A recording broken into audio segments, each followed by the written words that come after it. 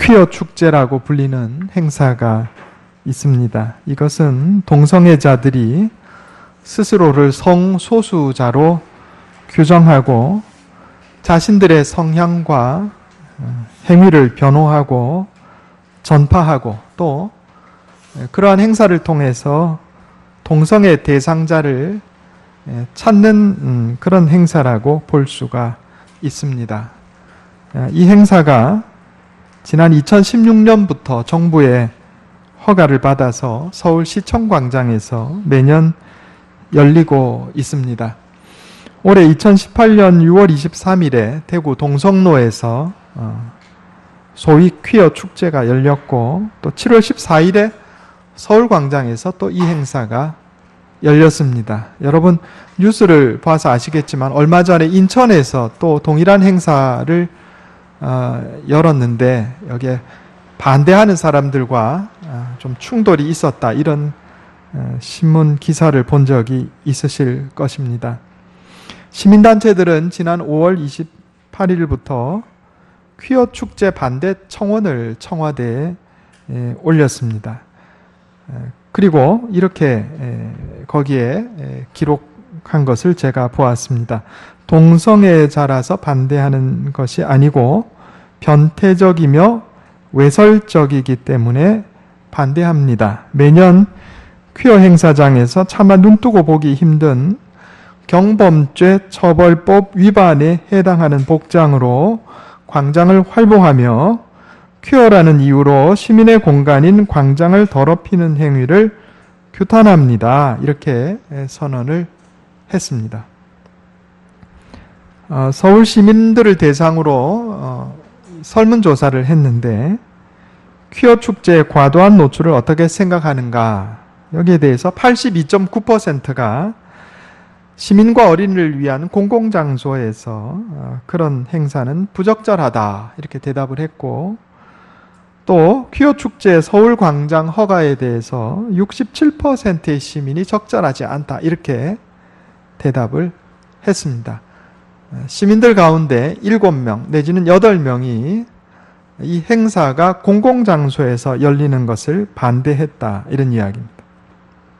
제가 이 퀴어 축제 동영상을 유튜브에서 한번 찾아봤어요.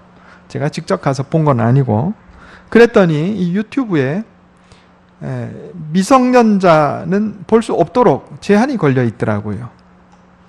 여러분, 이 유튜브에 제한 걸려 있는 것은 우리나라에서 걸어놓은 겁니다. 외국에서 걸려 있는 게 아니고, 예를 들어서 미국 IP로 들어가면 거의 그런 것 없이 다 볼 수가 있어요. 그런데 우리나라 이 주소로 인터넷에 접속을 하게 되면 유튜브에서 미성년자들은 볼 수 없도록 이렇게 차단하는 것이 있다, 이 말입니다.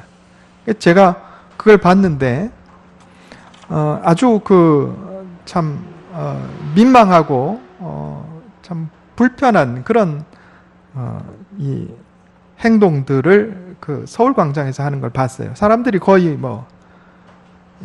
반 정도 헐벗은 모습으로, 벌거벗은 모습으로 나와가지고 이상한 춤을 추고 또 이 음란한 책들을 팔고 음란한 만화, 소설 이런 걸 그냥 널어놓고 파는 거예요.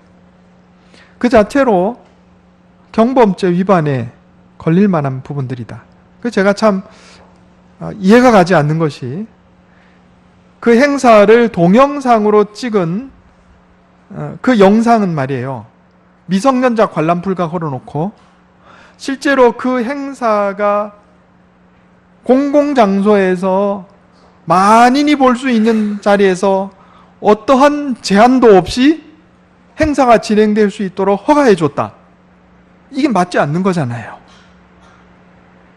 동영상은 미성년자는 보면 안 되고, 미성년자뿐만이 아니고 남녀노소 어린이들 다 다니는 공공장소에서 동영상 정도가 아니고 거기서 그런 행사를 하는 것을 정부에서 허가를 해줬다. 그래서 여기 20만 명의 청원이 돼서 청와대에서 답변을 이제 하게 돼 있는데, 청와대 답변이 그렇게 나왔어요. 서울시에서 하는 행사이므로 청와대에서 가타부타 할 수 없습니다, 이랬다고요. 오늘 우리 본문 말씀과 성경의 여러 부분들을 통해서 하나님께서 우리에게 주시는 가정과 결혼, 성에 대한 교훈을 우리가 살펴보고자 합니다. 제가 주보에 여기 간단하게 요약을 했어요. 한번 차례차례 한번 살펴보겠습니다. 먼저 첫째로 가정과 결혼, 성에 대한 성경의 가르침. 우리 괄호 1번 같이 한번 읽어보겠습니다. 자, 시작. 한 남자와 한 여자가 결혼하여 가정을 이룹니다. 하나님께서는 남자와 여자를 구별해서 창조하셨습니다. 남자만 창조하시지 않고 여자만 창조하시지 않고 남자와 여자를 창조하셨는데, 그리고 실제로 인류의 남녀 성별이 1대1을 유지하도록 그렇게 하셨어요. 그래서 우리 인구 보면 거의 남자와 여자의 성비가 1대1입니다. 약간 많을 때도 있고 적을 때도 있고 그렇지만 그렇게 태어나게 되어 있는 거예요. 하나님께서는 남자와 여자가 1대1로 태어나서 한 남자와 한 여자가 결혼해서 가정을 이루고 거기서 자녀를 생산해서 인류가 유지되도록 그렇게 세상 질서를 창조하셨다, 이런 이야기입니다. 그러므로 가정제도는 하나님께서 세우신 제도입니다. 이것은 시대가 바뀌어도 변하지 않는 하나님의 창조 원리다 하는 겁니다. 그러므로 남자와 여자가 사랑하고 가정을 이루는 것이 당연한 겁니다. 그런데 오늘 로마서 1장 26절 27절에 보면 그들의 여자들도 순리대로 쓸 것을 바꾸어 영리로 쓰며, 이건 여성과 여성의 동성애를 얘기하는 거예요. 그와 같이 남자들도 순리대로 여자 쓰기를 버리고 서로 향하여 음욕이 부릴 듯하며 남자가 남자와 더불어 부끄러운 일을 행하여 그들의 그릇됨에 상당한 보응을 그들 자신이 받았느니라. 남자와 남자의 동성애를 지금 말하는 겁니다. 여러분, 성경은 동성애를 분명하게 죄로 선언합니다. 한번 따라해 보겠습니다. 성경은 동성애를 죄로 선언합니다. 하나님께서는 하나님의 백성된 자들에게 지켜야 할 법들을 성경 여러 군데 이렇게 선포하셨는데, 그 가운데 특별히 레위기 17장에서 26장까지의 말씀은 흔히 우리가 성결법전이라고 해서 하나님의 백성들이 어떻게 거룩하게 살아야 하는가, 이게 요약된 부분이 있어요. 이거 한번 찾아보겠습니다. 레위기 20장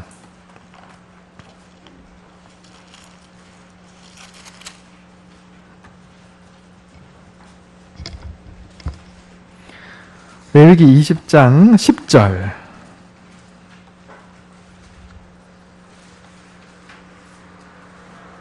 같이 한번 읽어보겠습니다. 구약성경 176페이지입니다. 레위기 20장 10절. 자, 같이 읽겠습니다. 시작.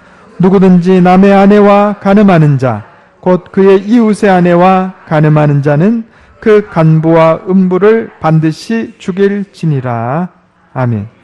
성경은 분명하게 간음을 죄로 선언하고 있습니다.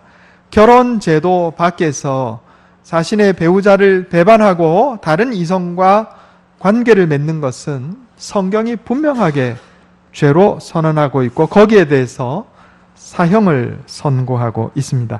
레위기 20장 13절 한번 보겠습니다. 20장 13절 같이 읽겠습니다. 시작. 누구든지 여인과 동침하듯 남자와 동침하면 둘 다 가증한 일을 행함인즉 반드시 죽일지니 자기의 피가 자기에게로 돌아가리라. 아멘. 분명하게 성경은 동성애를 죄로 선고합니다.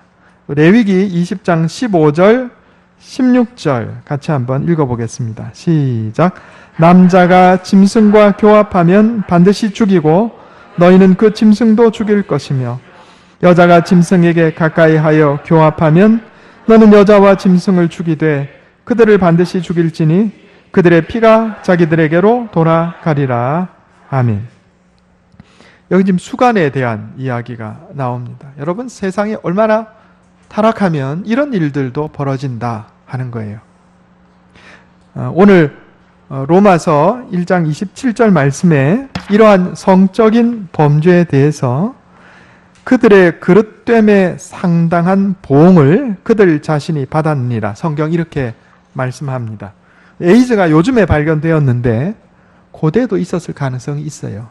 분명하게 동성애에 대한 하나님의 징계를 성경이 언급하고 있는 것을 우리가 알아야 하겠습니다.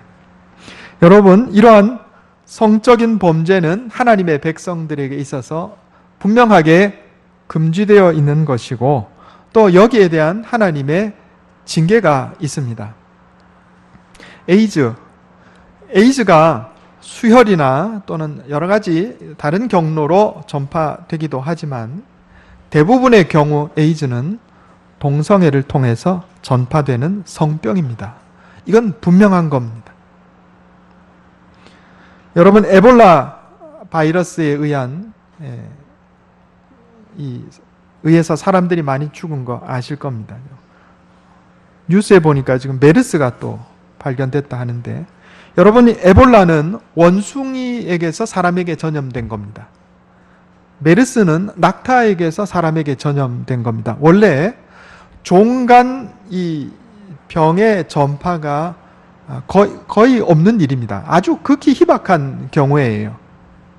그런데 많은 학자들이 에볼라라는 병을 원숭이와 사람 간의 수간, 메르스라는 병이 낙타와 사람 간의 수간으로부터 시작된 것임을 추측하고 있습니다. 이거 아주 무서운 일입니다. 하나님은 거룩하신 분입니다. 하나님께서 거룩하시기 때문에 하나님께서 창조하신 생명도 거룩한 거예요. 그래서 이 생명과 관련된 부분들도 성경에는 거룩하게 취급되고 있습니다. 그러므로 생명 자체를 해하거나 생명과 관련된 부분들을 더럽히게 되면 성경은 여기에 대해서 사형을 선언합니다. 우리 금방 본 레위기 20장에 보면 하나님께서 우리를 이 세상에 태어나게 하는 통로로 사용하는 부모를 저주하거나 때리면 이게 사형이에요. 생명과 관련된 부분이죠. 남녀의 성적인 범죄, 여러분, 성이라고 하는 것은 이 세상에 생명을 탄생시키는 도구인 겁니다. 그러므로 거룩한 거예요. 거룩하다는 것은 구별되어 성스럽다, 이런 이야기입니다. 하나님께서 창조하신 생명이 거룩하기 때문에 이 생명이 거룩한 것만큼이나 생명과 관련된 것들이 거룩한 거예요. 구별되고 성스러운 겁니다. 그러므로 하나님께서는 이런 것들을 이런 질서를 파괴하고 범하거나 더럽힌 죄에 대해서 분명하게 사형을 선언하고 계십니다. 우리가 요거를 알아야 됩니다. 이 죄를 죄로 인정하는 것이 필요하다, 이런 얘기입니다. 어떤 사람들 이렇게 얘기할지 모르겠습니다. 구약시대의 법이 오늘날 적용이 되는가? 그게 벌써 몇천 년 전의 이야기인데 오늘날 적용이 되는가? 여기에 대해서 제가 전에 답변을 드렸습니다. 구약 성경에 기록되어 있는 율법을 세 가지로 구분할 수 있습니다. 첫째는 도덕법, 둘째는 사회법, 셋째는 제의법. 자, 이거 한번 따라해 보겠습니다. 도덕법, 사회법, 제의법. 도덕법은 뭐죠? 십계명. 대표적으로 십계명이 도덕법입니다. 이 도덕법은 구약시대나 신약시대나 오늘날 다름없이 똑같이 적용되는 법입니다. 두 번째가 사회법인데, 사회법은 뭔가 하면 일반적인 사회의 이 형법을 얘기할 수가 있겠습니다. 예를 들어서 간음한 자는 돌로 쳐서 죽이라, 이건 사회법이에요.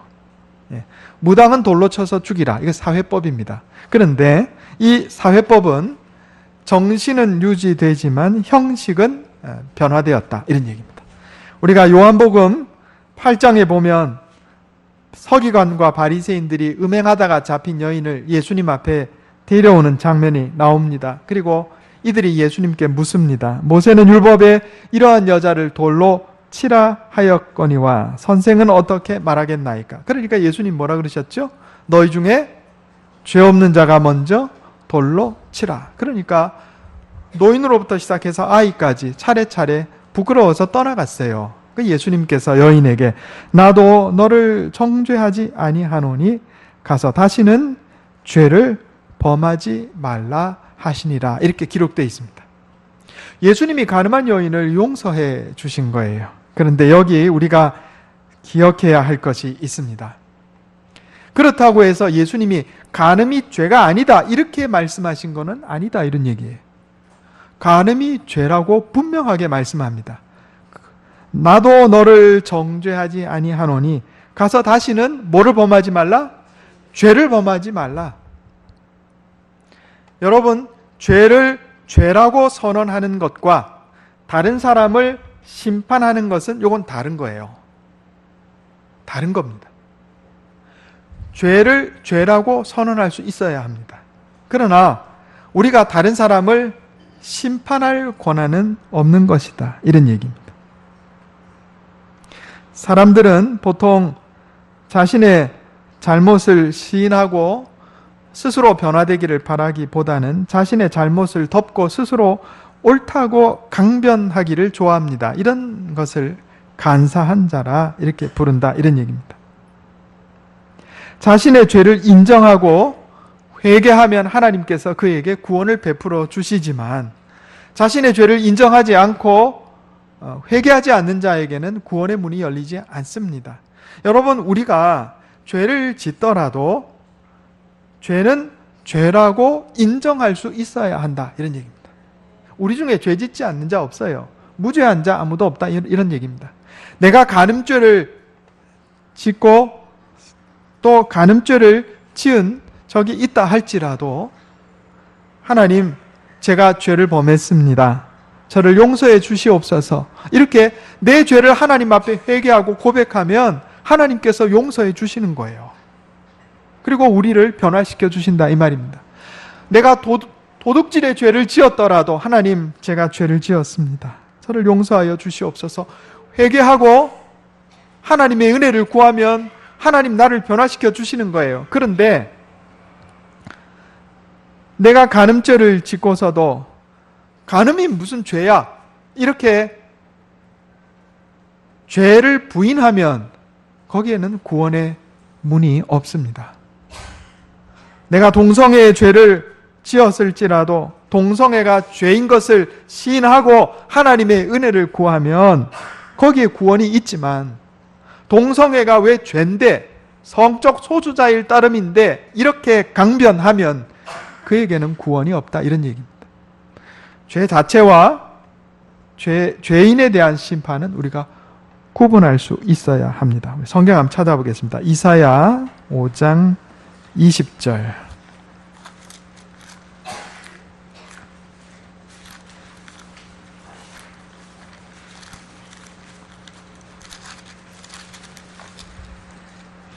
(973페이지입니다) 구약성경 973페이지.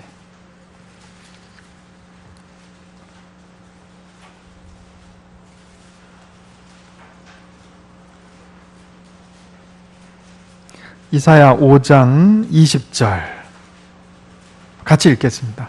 자, 시작. 악을 선하다 하며 선을 악하다 하며 흑암으로 광명을 삼으며 광명으로 흑암을 삼으며 쓴 것으로 단 것을 삼으며 단 것으로 쓴 것을 삼는 자들은 화 있을진저. 아멘. 여러분, 우리가 선과 악을 구분하는 것은 하나님의 말씀으로 구분하는 것입니다.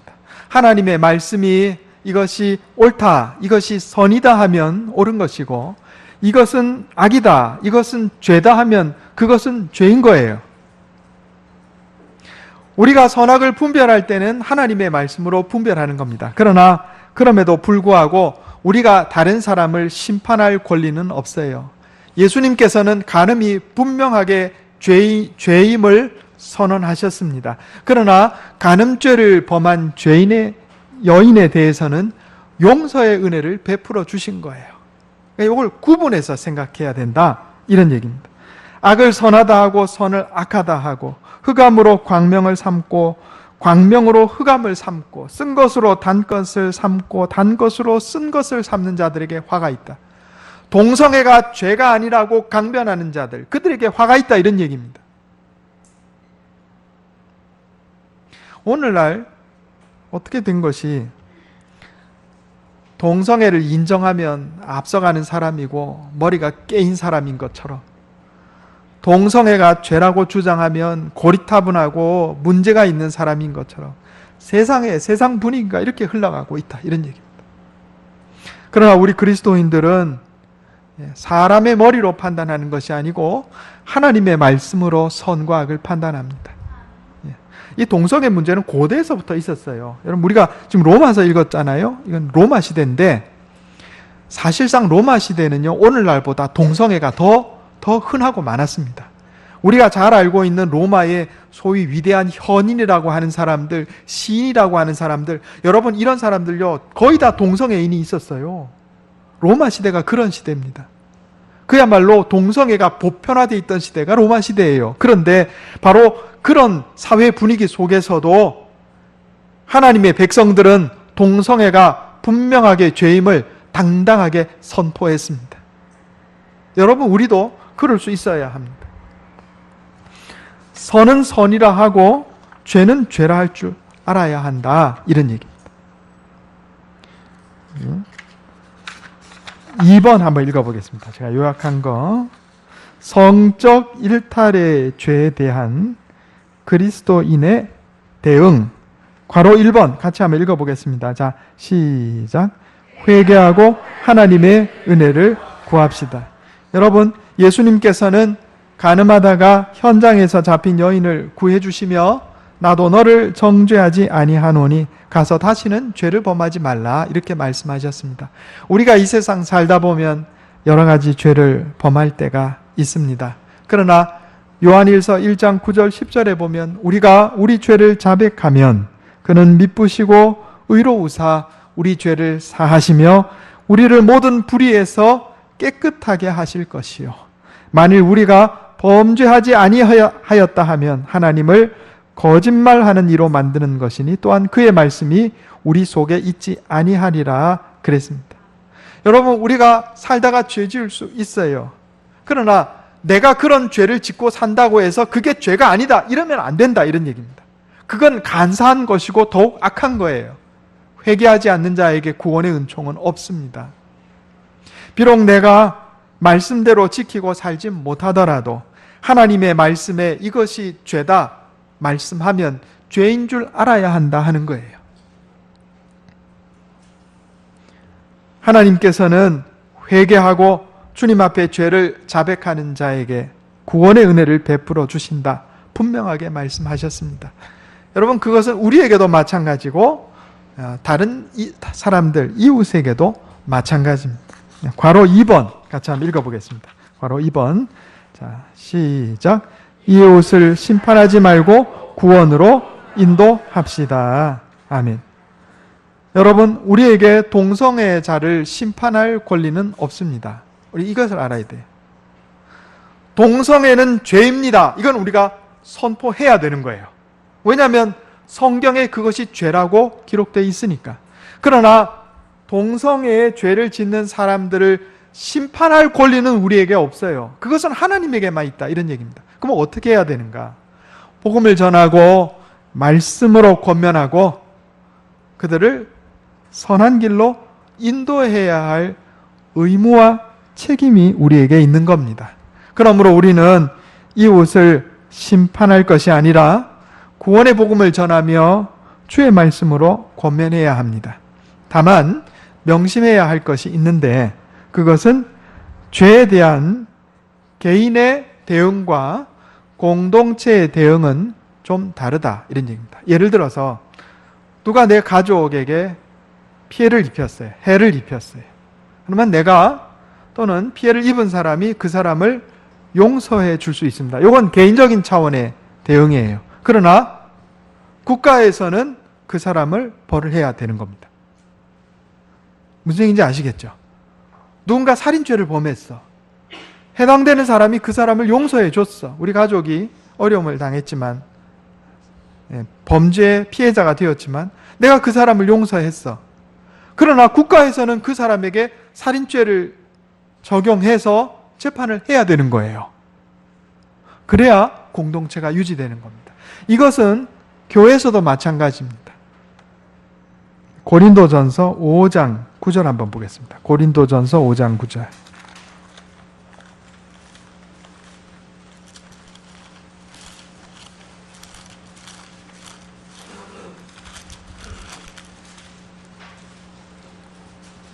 신약성경 267페이지입니다. 제가 읽겠습니다. 고린도전서 5장 9절, 9절에서 13절까지 제가 읽겠습니다.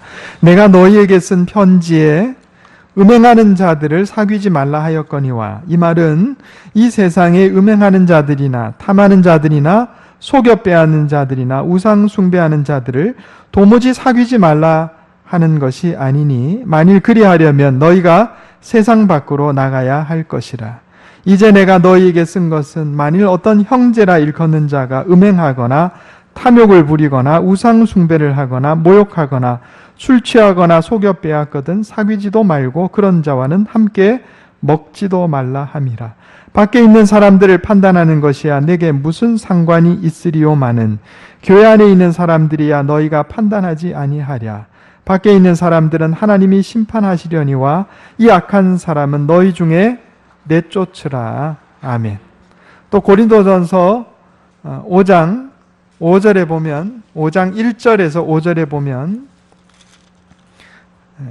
제가 한번 읽어보겠습니다. 너희 중에 심지어 음행이 있다 함을 들으니 그런 음행은 이방인 중에서도 없는 것이라. 누가 그 아버지의 아내를 취하였다 하는도다. 10절에 5절입니다. 고린도전서 5장 5절. 이런 자를 사탄에게 내주었으니 이는 육신은 멸하고 영은 주 예수의 날에 구원을 받게 하려 함이라. 교회 안에서 이런 종류의 범죄를 저지르는 자들을 출교시키라 하는 겁니다. 그것은 사탄에게 내주었다 하는 건 출교시키라 이런 얘기예요. 회개할 기회를 얻어서 그 영혼이라도 나중에 구원받게 하려 합니다. 그랬습니다. 교회는 거룩해야 합니다. 우리가 죄를 범한 사람을 심판할 권한은 우리에게 없지만, 그러나 교회는 거룩함이 유지되어야 한다. 이건 심판하는 것이 아니라 교회의 거룩함을 유지하기 위한 거예요. 세상이 지금 거꾸로 돌아가고 있어요. 동성애자를 목사로 세우고 말이에요. 수년 전에 그런 일이 있었습니다.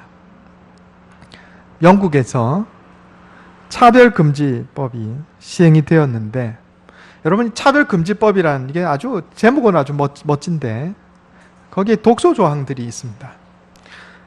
영국에서 어떤 일이 있었냐면은 동성애자 2명이 교회 와서 목사에게 결혼 주례를 서달라 이랬단 말이에요. 그래서 목사가 그것을 거절했습니다. 내가 신앙의 양심에 성경의 법에 의거해서 내가 동성애자들 줄에 서줄 수가 없습니다. 그랬더니 고소했어요. 차별금지법으로. 우리 괄호 3번 한번 읽어보겠습니다. 괄호 3번 같이 읽겠습니다. 시작. 빛과 소금으로 세상 문화를 변화시켜 나갑시다. 우리 주님 예수님께서는 우리를 향해 너희는 세상의 소금이다, 빛이다 이렇게 말씀하셨어요. 우리는 세상을 변화시키고 변혁시켜 나가야 할 책임이 있는데, 여러분 이것은 우리가 사회 법을 제정하는 것이나 또 사회의 여러 가지 그런 부분에 있어서 우리가 최대한의 노력을 기울여야 한다 이런 얘기입니다. 차별금지법의 독소 조항들, 이런 것들이 시행이 되면 어떤 일이 벌어지냐 하면은 학교에 우리 아이들 학교 보내면 말이죠. 교과서에 이제 동성애 부부가 등장하는 겁니다. 교과서에. 그리고 성소수자들의 소위 성소수자들에 대해서 그것이 아주 자연적인 것인 것처럼 그렇게 가르치는 사태가 벌어진다, 이런 얘기입니다. 이건 심각한 겁니다. 분명히 우리가 다른 사람들을 심판할 권한은 없습니다. 그러나 죄를 죄로 선언하고 선은 선이라고 선언해야 할 의무와 책임이 우리에게 있음을 결코 망각해서는 안 된다, 이런 얘기입니다. 하나님께서는 이 세상을 창조하시고 혼돈한 우주에 질서를 부여하셨습니다. 피조물인 우리는 하나님의 창조 질서 안에서 살아가는 것이 당연합니다. 신법을 영어로 divine law라고 합니다. 신법까지 우리가 거론하지 않아도 자연법, natural law. 여러분, 이 세상에 하나님을 믿지 않는 모든 법학자들은요, 그 기본을 natural law, 자연법에다 둬요. 자연법의 차원에서 볼지라도 동성애는 말이 안 되는 거예요. 남자와 남자가 결혼하고 여자와 여자가 결혼하면 인류가 생존합니까? 불가능한 일이에요. 그리고 수많은 병들이 거기에서 파생이 됩니다. 여러분, 동성애자들이요, 나이가 들면 배변에 문제가 생겨요. 질병을 전파합니다. 인류가 망하게 돼 있는 거예요. 그것을 마치 말이죠, 앞서가는 것이냐, 그것이 마치 자연스러운 것이냐, 어렵다, 이런 얘기입니다. 저는 북핵 문제보다 오늘날 그런 도덕적인 윤리적인 문제들이 훨씬 더 위험하다, 이런 생각을 합니다. 도덕이 타락하고 가정이 무너져서 그 문명이 유지된 예가 없어요. 국가도 마찬가지예요. 우리 그리스도인들은 하나님의 법을 수호하는 최후의 보루입니다. 우리가 여기서 물러설 수가 없어요. 하나님께서는 당신의 백성들이 하나님의 백성답게 살기를 원하십니다. 그러므로 우리는 정결하고 거룩한 삶을 살아야 합니다. 성경은 동성애를 비롯한 성적 일탈에 대해서 분명하게 그것이 죄라고 선언하고 있습니다. 오늘 본문 말씀은 하나님께서 순리를 영리로 바꾸어 쓰는 자들을 심판하신다고 분명하게 경고하고 있습니다. 비록 우리가 하나님의 말씀대로 100% 지키고 살지 못할지라도 우리는 하나님의 말씀에 따라 옳은 것은 옳다 하고 그런 것은 그르다 하고 선은 선이라 하고 죄는 죄라 선언할 수 있어야 하겠습니다. 그러나 그럼에도 불구하고 하나님께서는 우리에게 형제 자매를 심판할 권리를 주신 적이 없습니다. 우리는 다른 사람을 불쌍히 여기고 비록 우리를 따르지 않는다 할지라도 복음을 전하며 하나님의 말씀으로 권면하며 선으로 인도할 수 있어야 하겠습니다. 그래서 세상에 빛을 비추고 소금의 역할을 감당하고 하나님의 나라를 확장하는, 그래서 하나님께서 주시는 복을 받고 칭찬받고 상받는 저와 여러분 되시기를 예수님의 이름으로 축원합니다. 기도하겠습니다. 하나님, 오늘 말씀을 통해서 순리와 영리에 대해 깨우쳐 주시니 감사합니다. 하나님께서 세상을 창조하신 창조 질서에 따라 순리에 따르는 삶을 살게 하여 주시옵소서. 이 세상이 악하여 영리를 순리라 하고 순리를 영리라 하고 선을 악이라 하고 악을 선이라 하고 빛을 어둠이라 하고 어둠을 빛이라 하는 세상이 되었습니다. 그러나 주님, 우리는 하나님의 말씀에 굳건히 서서 선과 악을 분별하여 하나님의 말씀을 선포하는 자들 다 되게 해 주시옵소서. 하나님, 비록 내가 주님 말씀대로 다 지키고 살지 못한다 할지라도 하나님 말씀으로 선을 분별하며 나의 죄악을 회개하고 하나님의 은혜 안에 사는 자들 다 되게 해 주시옵소서. 불쌍한 이웃들을 심판하는 것이 아니라 복음을 전하고 말씀으로 권면하여 생명으로 복으로 선으로 인도하는 자들, 그리스도의 군사로 살아가는 자들 다 되게 해 주시옵소서. 이것이 내 힘과 능력으로 되지 않음을 고백합니다. 날마다 말씀으로 나를 깨우쳐 주시고 성령으로 인도하여 주시옵소서. 우리 주 예수님의 이름으로 간절히 기도하옵나이다. 아멘.